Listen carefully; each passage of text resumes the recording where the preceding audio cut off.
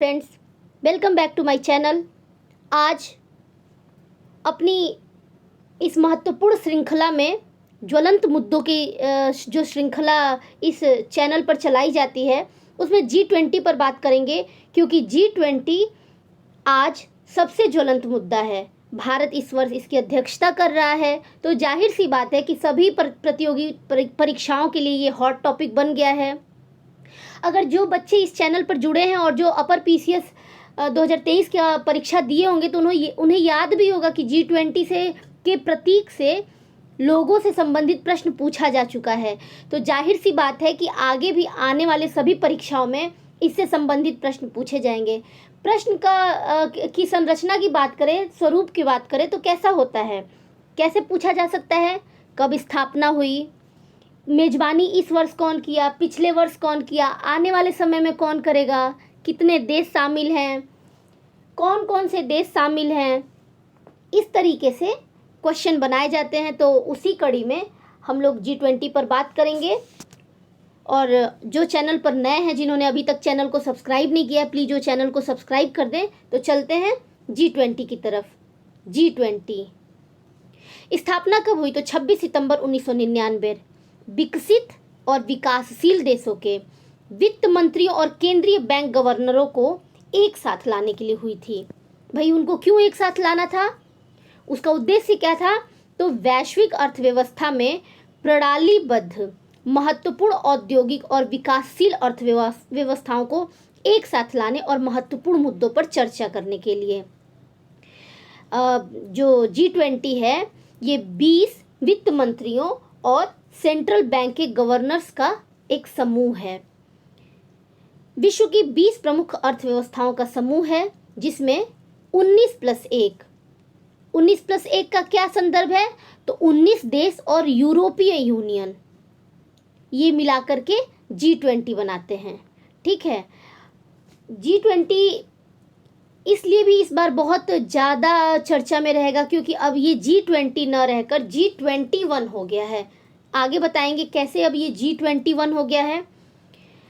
देखिए इसमें कौन कौन से देश सम्मिलित हैं। तो अर्जेंटीना, ऑस्ट्रेलिया, ब्राज़ील, कनाडा, चीन, यूरोपीय union, France, Germany, Bharat, Indonesia, Italy, Japan, Mexico, रूस, सऊदी अरब, दक्षिण अफ्रीका, दक्षिण कोरिया, तुर्की, ब्रिटेन, संयुक्त राज्य अमेरिका। ये जो देश हैं ये सभी G20 के सदस्य देश हैं। प्रतिनिधित्व यूरोपीय परिषद के अध्यक्ष और यूरोपीय केंद्रीय बैंक द्वारा इसका होता है। G20 का प्रतिनिधित्व कौन करता है? तो यूरोपीय परिषद के अध्यक्ष और यूरोपीय केंद्रीय बैंक के द्वारा। G20 का पहला शिखर सम्मेलन कब हुआ था? 2008 में हुआ था, वॉशिंगटन में। इस वर्ष कौन सा है? ये भी पूछा जा सकता है कि कौन सा संस्करण है इस बार। और G20 की आधिकारिक भाषा के संदर्भ में बात करें तो अंग्रेजी, फ्रेंच और स्पेनिश इसकी आधिकारिक लैंग्वेज हैं। ये 18वां सम्मेलन था जो भारत में हुआ 9 से 10 सितंबर 2023 को दिल्ली में आयोजित हुआ, प्रगति मैदान में, भारत। स्पेन स्थायी अतिथि है जो हर साल आमंत्रित होता है। और इसके अलावा G20 के मेहमानों में और कौन कौन होते हैं? सिर्फ G20 सदस्य देश ही नहीं होते हैं, इनके अलावा आसियान देशों के अध्यक्ष, 2 अफ्रीकी देश, अफ्रीकी संघ के अध्यक्ष और अफ्रीका के विकास के लिए नई साझेदारी के प्रतिनिधि जो होते हैं वो, और एक देश, कभी कभी जरूरी नहीं कि सिर्फ एक ही देश, एक से अधिक भी होते हैं जो G20 के अध्यक्ष के द्वारा आमंत्रित किए जाते हैं। भारत पहली बार इस सम्मेलन की मेजबानी कर रहा है और अगली बार कौन करेगा? ब्राज़ील करेगा। ब्राज़ील के रियो डी जेनेरिया में होगा। इसके बाद कौन करेगा? तो दक्षिण अफ्रीका को इसकी मेजबानी दी जाएगी।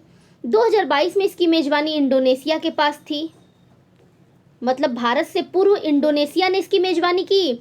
अब ब्राज़ील के रियो डी जेनेरियो में होगा, उसके बाद दक्षिण अफ्रीका में होगा, क्योंकि कई बार क्रम लगाने में पूछा जा सकता है।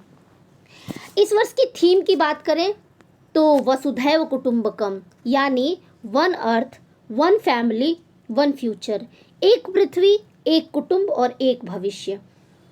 यही बात करते हैं G20 के लोगों के संदर्भ में। अगर आपने देखा होगा G20 का लोगो बहुत ध्यान से, और पीसीएस का प्रश्न अगर जो प्रीवियस ईयर सॉल्व कर रहे होंगे, जो नहीं भी दिए होंगे, और अगर पुराने प्रश्न पत्रों का अवलोकन कर रहे होंगे, तो उन्होंने देखा होगा कि G20 का प्रतीक चिन्ह, उसके संदर्भ में कैसे क्वेश्चन पूछा था कि जो ये प्रतीक चिन्ह है इसमें 7 पंखुड़ियों वाला कमल है, और प्रतीक चिन्ह की 7 पंखुड़ियों, जो 7 पंखुड़ियां हैं वो 7 महाद्वीपों का प्रतिनिधित्व करती हैं।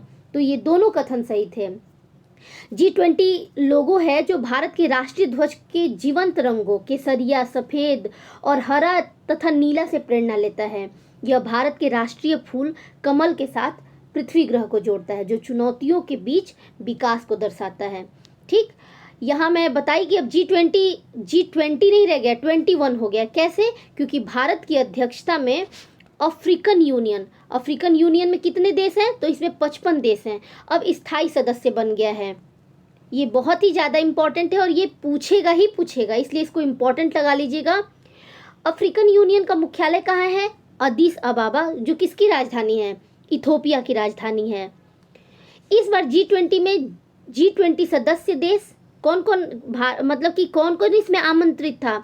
तो 20 सदस्य देश जो G20 के हैं, 9 आमंत्रित देश थे और 14 अंतर्राष्ट्रीय संस्थाओं ने इसमें हिस्सा लिया। तो इस प्रकार से हमने G20 के संदर्भ में जितनी भी बेहद महत्वपूर्ण बातें थी उस पर चर्चा की। इसके लिए अब आएंगे फिर एक नए जो भी नया ज्वलंत मुद्दा होगा उसके साथ। तब तक के लिए धन्यवाद।